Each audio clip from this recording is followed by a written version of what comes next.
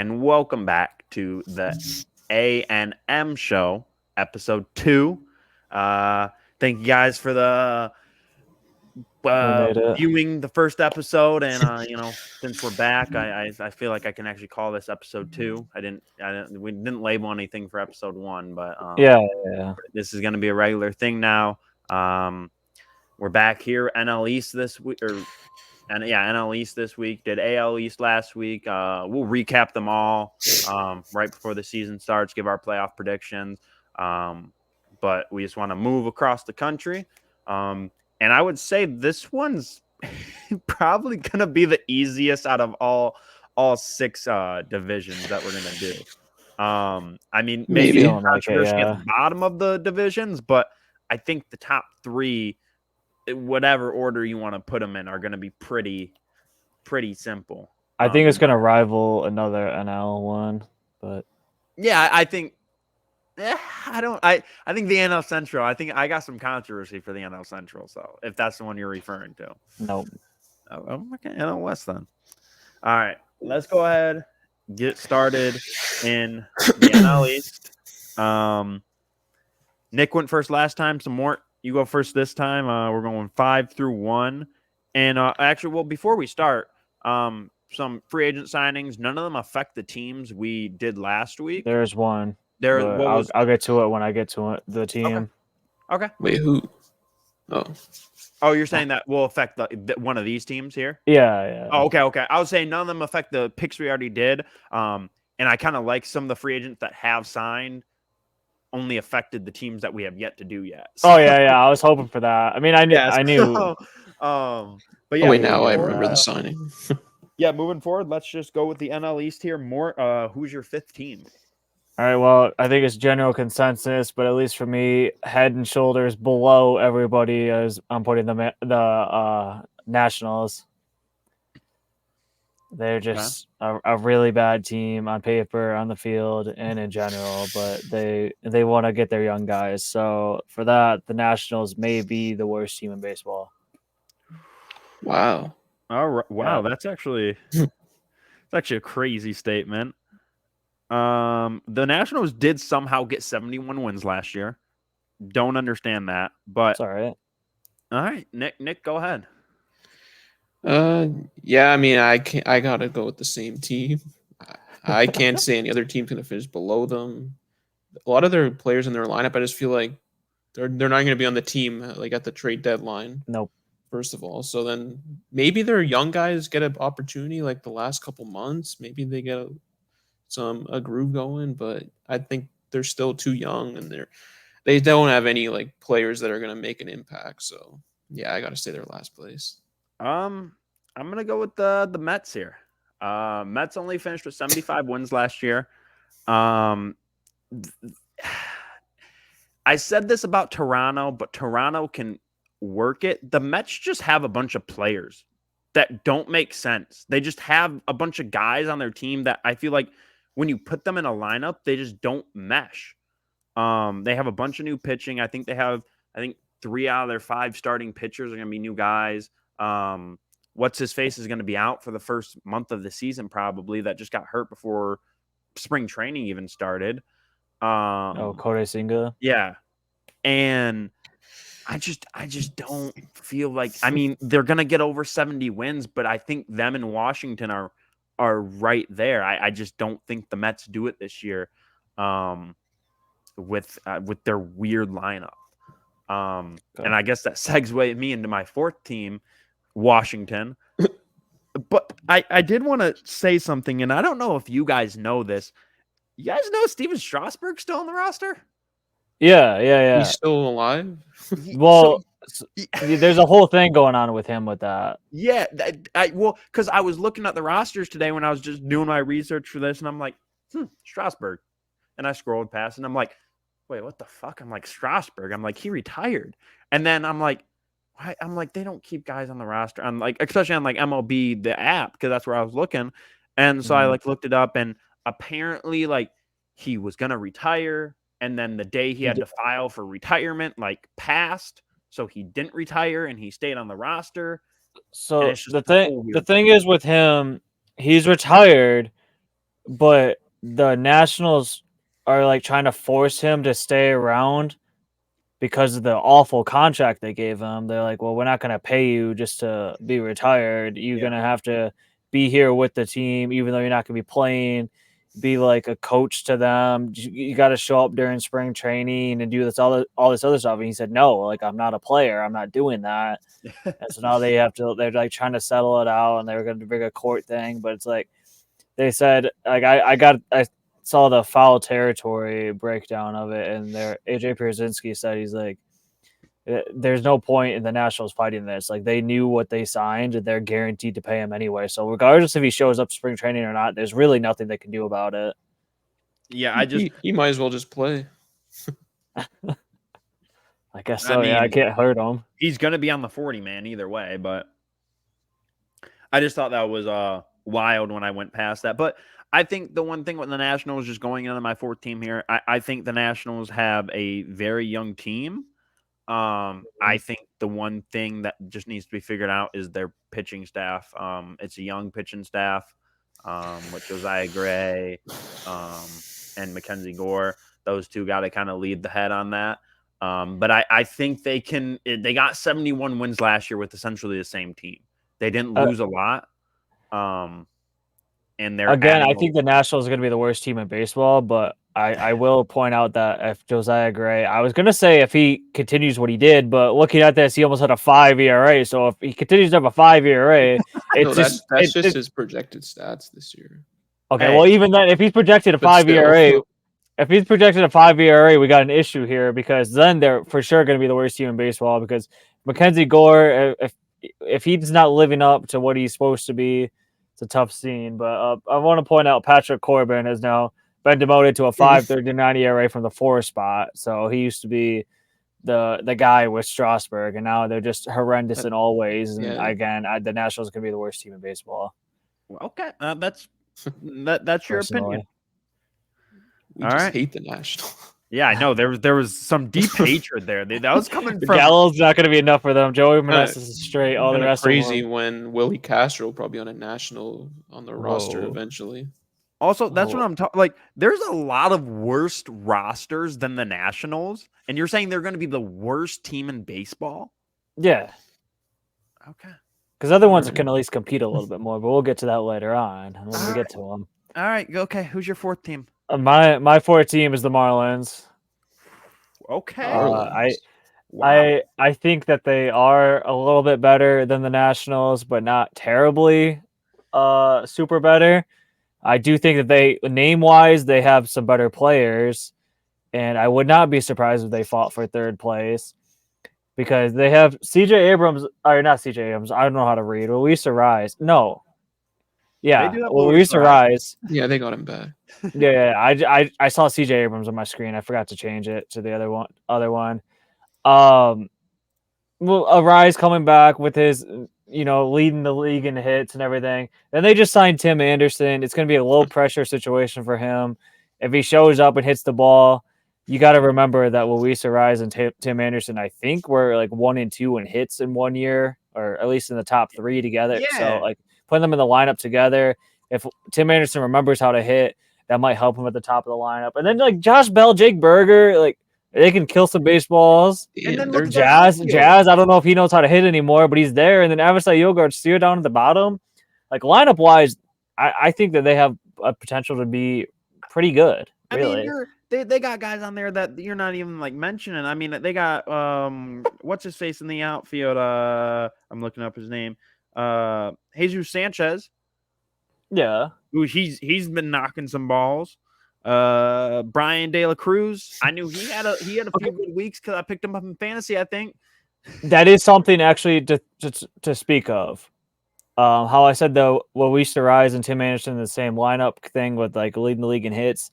We have to remember that Yuli Gurriel is also a batting champ. I know he's not the same anymore, but we get all these former batting champ contenders and winners in the same lineup. Something's got to happen. They got to score something. I must have been like living under a rock. I didn't know they had Trey Mancini on their bench. Yeah, he's an invitee. Oh yeah, but he'll make the team probably. Yeah, and like Brian De La Cruz came up or I think he was around last year. He looked to be pretty good. Yeah, he So got it's caught just up like last year. Yeah. it's like if how we've said with the other teams, the pitching is going to be maybe a little bit of a struggle. But then again, like Yuri Perez wasn't the worst last year. Braxton Garrett was pretty straight. Edward Cabrera, if he can figure it out. I mean, and Luzardo's still leading them. Like they're not a bad team by any means. Yuri's not on the team anymore, just by looking Huh? at roster wise. Oops. Huh? I'm looking at roster wise, and I don't think he's on the team. Looking at MLB. Yeah, 7 Is he months in ago some- at the end of the year he was sent down or something. But Okay. I, Yeah, I would I would assume that he'd have to say, make was he the in team. legal There's no trouble? reason. No, I'm just not seeing like he wasn't even an invitee to spring training. Yeah, but like they got some, and then like waiting behind them, even having Max Meyer right there. If he shows up and does something, he Yep. might even could be a little long relief or something. I don't know. I just personally I like what the Marlins are putting out there. If they just live up to some potential, I'm not saying they're going to be world beaters, but I do think that they could even compete for third place, and I'd like to see them in third place in the NL East. All right, Nick. Yeah, for my fourth place team, I'm gonna have to go with the New York Mets. I mean, All right. the last couple of years, the New York Mets always get like hyped up from their fan base and everyone else with all the money they spend on these players. But I mean, Francisco Lindor, like he's been the top shortstop, I guess, in the league, but like he has not been performing close to what he should be doing with that contract. And then let's see, yeah, their lineup this year is they didn't really make any changes. I guess Francisco Alvarez is going to get full time at bats now. So Francisco Alvarez So and we're gonna get to see Omar how he Narvaez. does. But the Yeah. pitching, their pitching staff's looking tough. It's weird. It's They so- lost like their big name guys from last year. They won the season with Scherzer and Justin Verlander, Yeah. and now they're going in this season with their top pitchers Quintana, Severino, and Manaya. And That's- I mean, you got Fujinami in there too. Don't forget about him. Yeah, I will say for the Mets, like their biggest pickups were Manaya, Bader, Adrian Hauser, and Tyrone Taylor. But then they did grab Jorge Lopez, and if Severino was a bounce back year, actually, yeah. Now that I've spoken it out loud, give me them at 4, Marlins 3. Okay, yeah. So I was gonna say, I mean, like, but I was just thinking like they're paying their guys way too much to be a third place team. That like you would think they got to show up and do something, but like Nimmo's not very good as much as they want to say he is. Jeff McNeil's fallen off. He had like a 1 month span there, and then after that, it's like Harrison Bader's. I will say they got some sneaky people they invited to spring training though. G-Man Choi, Luke Voigt, Jose Iglesias, Ben Gamble, and Trace Yeah, Thompson. they just got like guys that were like They just got starters guys from that like a have few had, years like, ago. one good year at times, and then they're like, you know what? We're gonna add you to the team and see if you can make it. And Trace Thompson did just hit a bomb for them too. I would say I did yesterday. see reports that said G-Man Choi and Luke Voigt don't be surprised if one or both make the team. I swear I saw that G-Man Choi went back to the Rays, but I guess not. Yeah, but so Nick, you have Mets there. So number 3, Yeah. I got Marlins. Basically everything Mort said. I just like the infield they put together. I feel like what they're doing is they're getting guys at the top of that lineup to just get on base, and then they have like three power guys in their outfield essentially that they're just saying, okay, once we get these guys on base, Josh Bell hit a home run, or Jesus Sanchez hit a home run, or Brian De La Cruz hit a home run. Like, we're getting guys on base for you, produce runs at that point. And then really just their starting pitching and just bullpen in general. A lot of young guys that are going to be there. Guys that just have to figure it out, that have gotten opportunities, just have never really put it together. I know Edward Cabrera got sent down at one point last year, I think. What's his face? Sixto Sanchez looks like he's 500 pounds. Yeah. So I don't know if he's going to have to go through a Weight Watchers program before the season start. Yuri Perez, he looked good at times last year. I think it's going to be it's going to be a real shaky start to the season pitching wise. I think fielding and hitting, they're going to be perfectly fine. I think pitching is where this team is going to have to figure things out. But I think they compete. I think they get 80+ wins. And I got them at my number 3 spot.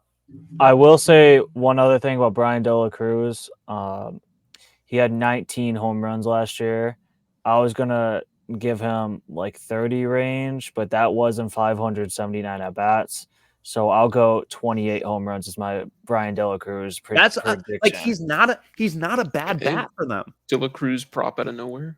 Yeah. I just want to drop one in there real quick. If anybody wants to take a bet, I'm taking Brian De La Cruz's home runs. And I'm even looking at this like this infield for Miami. Like you put Josh Bell at DH, you put Luis Arraez at first, you put John Birdie, Tim Anderson at second, the other at short, and then you got Jake Berger at third. Like that's not a terrible infield.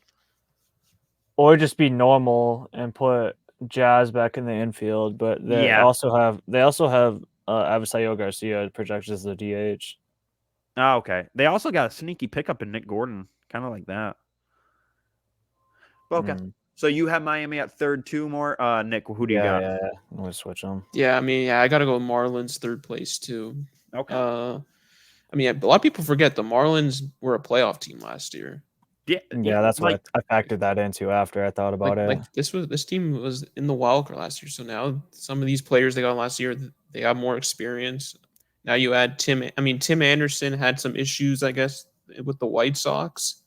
I don't know how he is in the locker room, but I mean, he should. I think he'll do better in Miami than he did in Chicago. Chicago just seemed like it's a toxic environment there. Mm-hmm. And you had That's a why I veteran said there's no like pressure. Trey Mancini. I mean, he's easily another guy that could play first for them if they needed it. Like their rotation's got a lot of potential to be like a top 10 rotation. Honestly, they got a lot of young arms in there. I mean, Luzardo he did pretty well to end the year. Yeah, I think he pitched in the wild card game, and he actually did pretty good. Yeah, I think so. Yeah, because it was like a close game. Yuri Perez, when he got called up, he did good throughout. He looked really nice. I mean, damn near their entire starting lineup could be all under 26 years old. Yeah, depending on how it shapes Edward out. Cabrera, he had some good starts for them. Like the rotation has a chance to put up some big numbers. It's just their bullpen to me is the only issue there. Yeah. I mean, got a lot of random arms in there. I mean, Tanner Scott is their closer. I think he was not that good last year. If the Marlins just had like a legit RBI guy though behind like Arraez and Anderson, like I feel like they'd be like a legit like playoff contending team, like no question. I mean, I just don't know if Josh Bell and Berger will be the guys to drive them in a lot. Yeah, but that'd be having to like Tim Anderson get on. I'd probably lead him off. Gets on, steals a base. Luis Arraez, it's a little single. They'll do it small ball wise, and then until the other guys. I think another name that we kind of overlooked, but Trevor Rogers is coming back this year too for them. That's a guy that got hurt early in the year. Yeah, I mean that's another thing. I think they have like 3 lefties in their rotation right now. Yeah, which I mean could be interesting. And their pitching staff is so tall.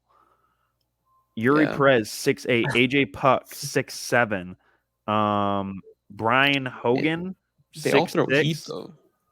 Edward Cabrera 6'5". Then you got Trevor Rogers 6'5". Like so, I will point out I just looked at their coaching staff. The field coordinator for the Marlins, he is the former Blue Jay, Rod Barajas. Oh, yeah. All right. Let's move on to our number 2 team. I got Philly. My whole thing is maybe get some pitching help. They went out. I think they got oh my God. I should have written it down because I remember saying I wanted to bring it up. They got Spencer Turnbull in free agency. Don't know if that's going to help. That's why I said that's why I'm saying go get pitching help. You need a 5th guy, I think, in that rotation. But really, all I can say is just keep up keep up with the Braves. That's all you can do. That's gonna be tough. You're getting Bryce Harper for a full season. Not like you didn't have him for a full season last year, but you're getting him for a full season this year. He's playing first base fully this year, it sounds like. So yeah, just keep up. Maybe trade for an outfielder. I mean, I don't think you need it, but maybe trade for another outfielder. I don't know. I don't know with this team. Like they're in such a weird division. Well, while we're on the topic, I also have the Phillies, of course. I mean, you say that about the pitching. Spencer Turnbull's never going to be close to this team. They do have Lorenzen on here, which, I mean, if they brought him back, they'd be pretty straight. That's what I'm help saying. him Just a go lot get because go there's get not a really big any other. guy. There's not really any other guys they could get unless they want to go all out and get a Blake Snell. And I think that'd be pretty cool to see, and that would help them a lot in the division. The one he can name get some that guys I out. think, I don't know if he's coming back yet because I know he had I think he had Tommy John last year, but Mick Abel, I don't know what his I mean, they said he was going to make the team coming out of spring training last year. So They actually have Turnbull projecting the bullpen for some reason, like even making the team. But now after looking at that, I don't know about the Snell thing because Ranger Suarez, Matt Strom, yeah, Gregory Soto, Jose Alvarado, and other guys just makes for a crap ton of left-handed pitchers. So I don't know about Yeah. that. But if they could afford to fill a hole somewhere, but really their hole last year they needed to fill was Trey Turner not starting off terrible.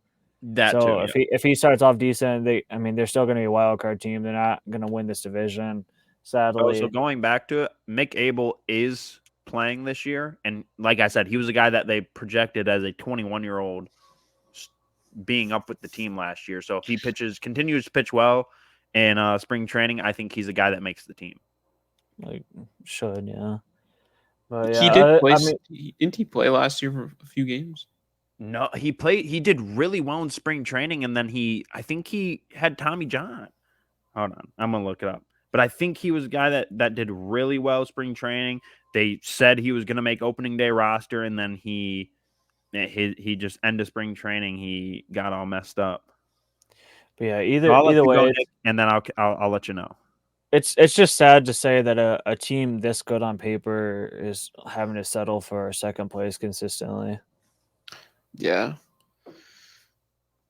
All right. Well, my second place. Yeah, I gotta go. I can't. Yeah, I gotta go Phillies too at second place.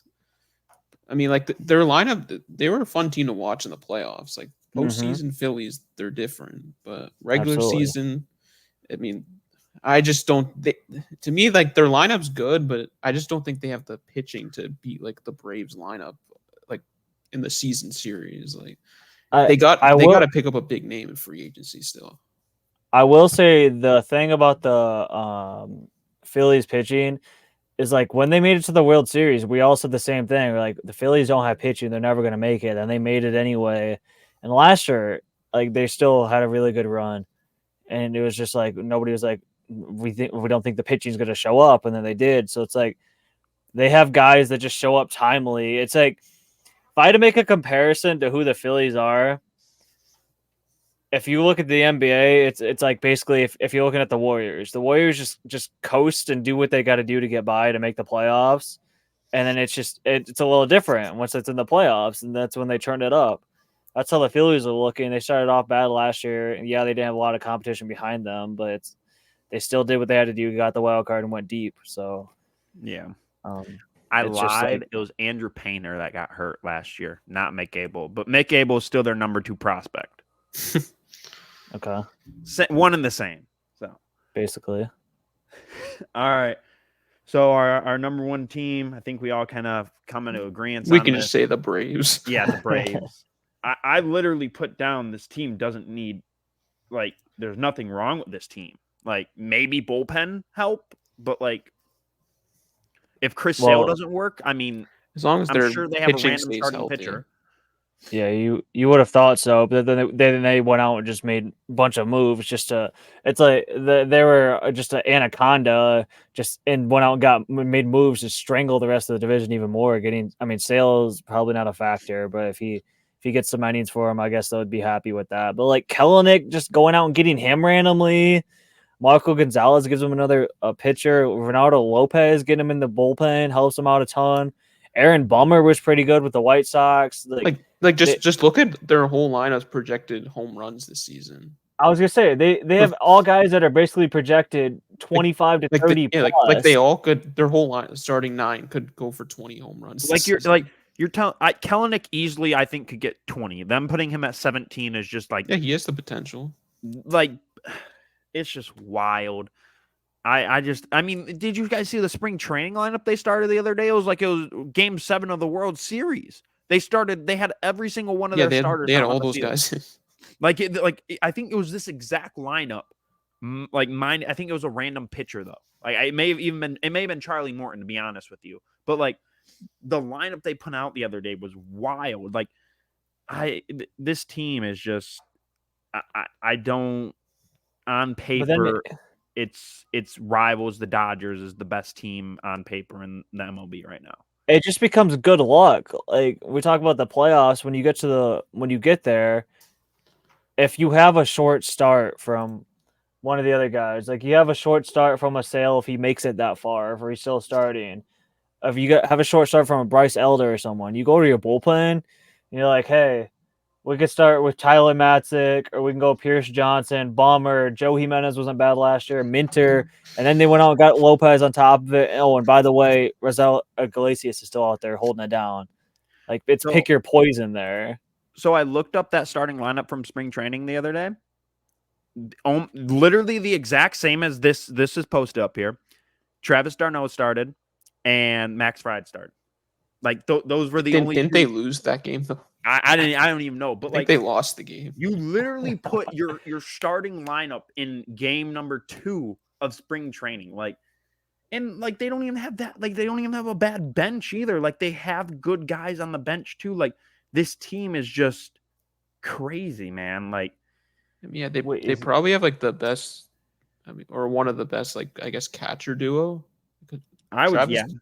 Travis d'Arnaud is underrated catcher. Mm-hmm.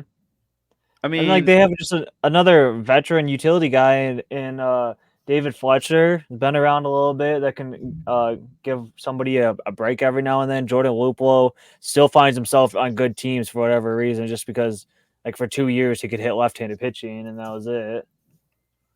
Yeah, Guillermo, I didn't even realize that Guillermo is there on their bench, the Mets legend. And don't sleep on Forrest. Andrew Vasquez too is got invited to spring training. He's not. He's a defensive guy that could be for. Again, they're just gonna find random guys during the season that will start 20 games for him and hit 5 home runs. Okay, that's why I knew the name Forrest Walls, because there's the Blue Jays guy. I just had to look it up. I was like, why do I know him? No, the name did look familiar when I was scrolling through too. He used to, he stayed with Bo Bichette and Santi. Yeah, that's why the name sounded familiar.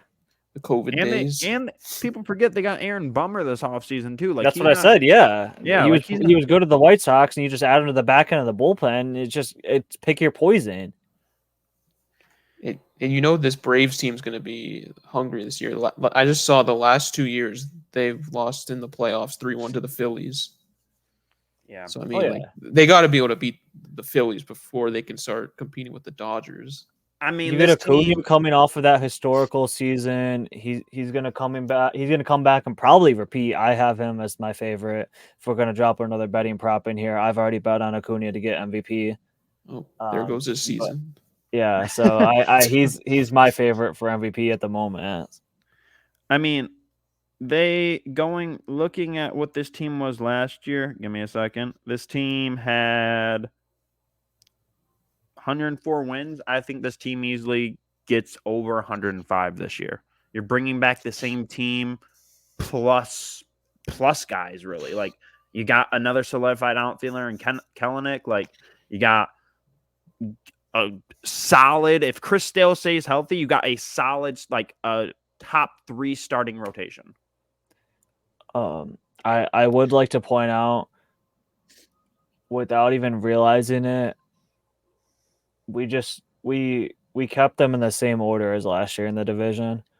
Last year, the Nationals were last place, and then with the Mets, Marlins, Phillies, Braves. Hey, I changed it up. Show now.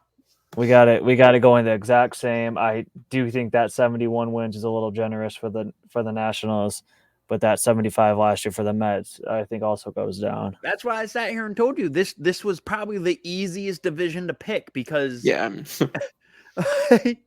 I looking at it like the teams are clear cut in this division. Like there's no team that's going to come out and surprise you unless it's the Mets with them being terrible. Like the Braves are really bad.